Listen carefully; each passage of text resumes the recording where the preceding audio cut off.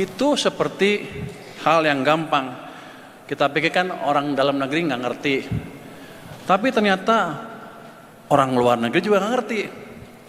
Kalau Anda baca The Economist yang hari ini, yang terakhir, ada tuh tulisan yang bilang Indonesia raised its rainy day pot.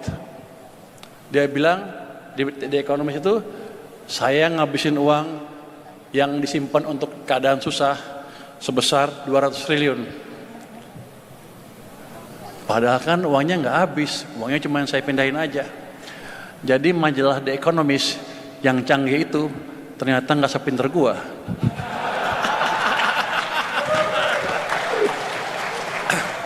Jadi gini,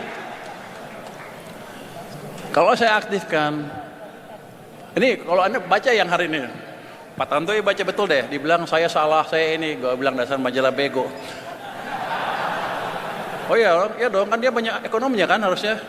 Ternyata emang dugaan saya betul, dia nggak sepinter saya. Jadi, kalau saya hidupkan dua-duanya ekonomi, fiskal, moneter dengan ini mesinnya dua tumbuh, saya pikir 6 sampai 6,5 bisalah. Nanti Anda akan mendapatkan keadaan ekonomi yang beda dibanding sebelumnya. Tapi itu belum cukup kalau untuk menciptakan pertumbuhan ekonomi yang berkesinambungan. Iklim investasi kita masih berantakan, betul kan? One stop service, tapi nggak kelar-kelar. Boleh ngomongin nggak ya? Kalau nggak kita udah lari ekonominya, investasi udah ngebut. Sekarang kita sama Vietnam kalah, sama Thailand kalah, sama Singapura kalah, sama Malaysia kalah dalam hal menarik investasi. Kemarin Nvidia baru pilih Johor dibanding Indonesia. Kita kalah, kita mesti betulin. Gimana cara memperbaiki iklim investasi? Orang kan bilang, oke, Pur, kau perbaiki di atas kertas, undang-undangnya gimana ini. Ya, kalau di atas kertas, semuanya pasti bagus. Kalau saya panggil anak buah saya di Kementerian Keuangan, ada hambatan enggak? Enggak ada, Pak.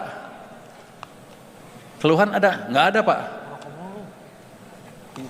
Tapi investasi nggak masuk. Kalau saya tanya pelaku bisnis, gimana? Kusut katanya, gitu kan? Jadi saya usulkan ke Menko Perekonomian, Pak Menko, kita buat task force untuk debottlenecking.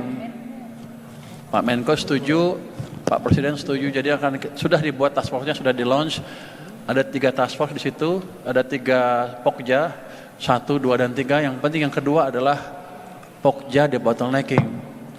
Di situ bapak-bapak, ibu-ibu, para pelaku bisnis, kalau ada hambatan di bisnis Anda bisa lapor dan kami akan sidangkan seminggu kemudian. Saya udah memutuskan mengalokasikan waktu 1 hari penuh untuk memimpin sidang debottlenecking. Kenapa saya sok berani? Saya pernah punya pengalaman debottlenecking di Menko sebelumnya, di Menko Perekonomian, Maritim, dan Polhukam. 3 Menko, saya wakil ketua tim debottlenecking sama Pak Yasona Lawli ketuanya. Kita dari 2016 sampai 2019 menyelesaikan 193 kasus investasi berhubungan dengan investasi sebesar 894 triliun rupiah. Cuman kita nggak pernah ke media.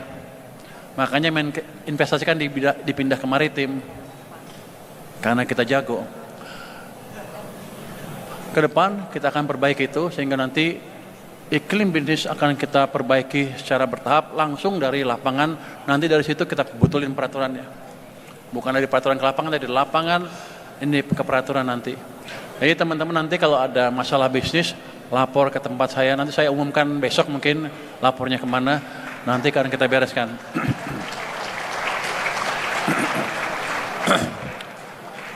Kalau ada yang ragu, Purbaya emang tahu hukum apa?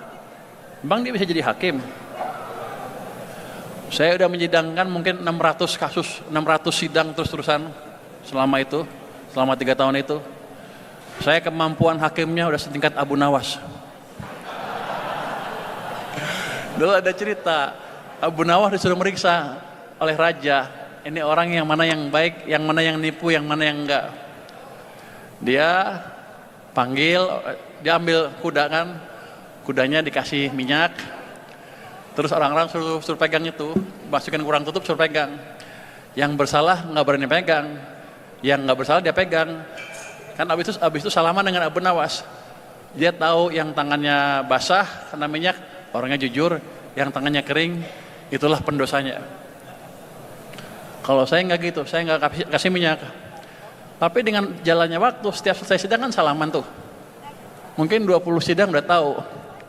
Siapa yang bersalah, tangannya dingin. Yang nggak bersalah, hangat. Lama-lama kita tahu, oh yang ini salah ini, saya punya anak buah polisi, oke lu periksa orang itu. Betul, dia yang bersalah. Jadi saya udah setingkat Abu Nawas.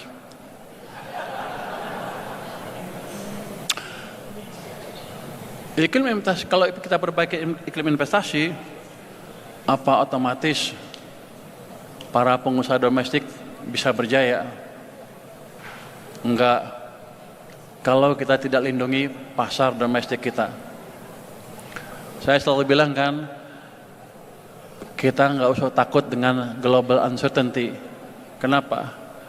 Tiap tahun selalu ada global uncertainty, nggak bisa kita kendalikan. Ngapain kita pusing-pusing? Kita fokus dengan domestic demand yang menyumbang ke ekonomi sekitar 90%. Kalau saya jaga domestic demand, maka ekonomi kita nggak akan apa-apa walaupun global hancur. Anda pasti bilang, Purbaya tukang tipu. Enggak, saya nggak nipu. Anda lihat tahun 2009, 2008, 2009 ketika ada global financial meltdown,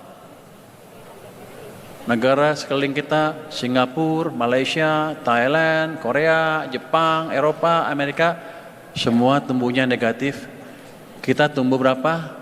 4,6%. Hanya kita, Cina, dan India yang tumbuh positif pada waktu itu. Kenapa?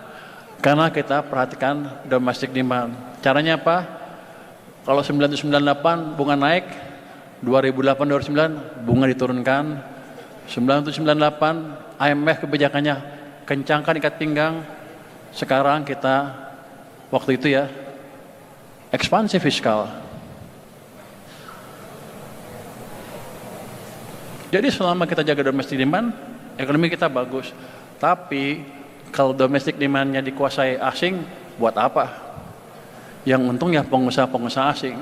Jadi langkah saya selanjutnya adalah apain? Saya jaga border kita dari barang-barang ilegal. Kalau kemarin kan ribut.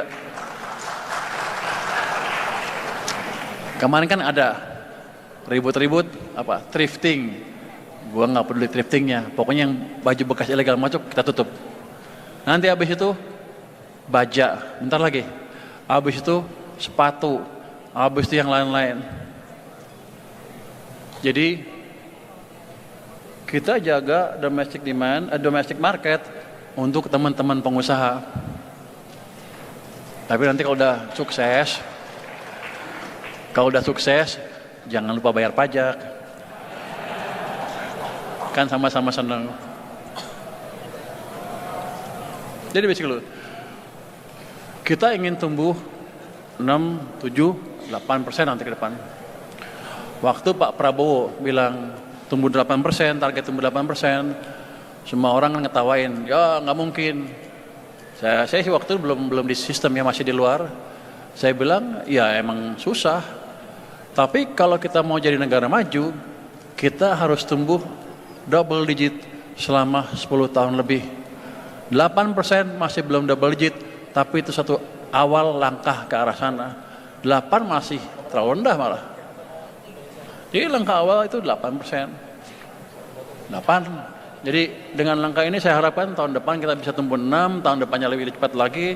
Harusnya 4 tahun, 5 tahun lagi udah kelihatan tuh 8%-nya bisa kecapai apa enggak. Seandainya nggak capai 8%, dapat 7 juga udah lumayan. Tapi saya pikir dengan tadi strategi fiskal moneter jalan, mesin pemerintah jalan, mesin swasta jalan, domestic market dijaga dengan betul, iklim investasi diperbaiki, harusnya 8 enggak susah-susah amat. Balik, orang bilang Purbaya ini omong besar. Kalau Anda lihat di pasar modal, itu kan banyak analis-analis kan. Itu orang-orang pinter. The fact bahwa stock market bisa naik dengan cepat, kelihatannya mereka percaya, kayaknya Purbaya serius nih. Pak Prabowo serius. Jadi tunggu 8% susah, tapi bukan angka yang mustahil kalau kita ajukan secara bertahap. Jadi fiskal, sektor keuangan, investasi dan iklim investasi diperbaiki. Apa lagi yang menarik? MBG. Apalagi?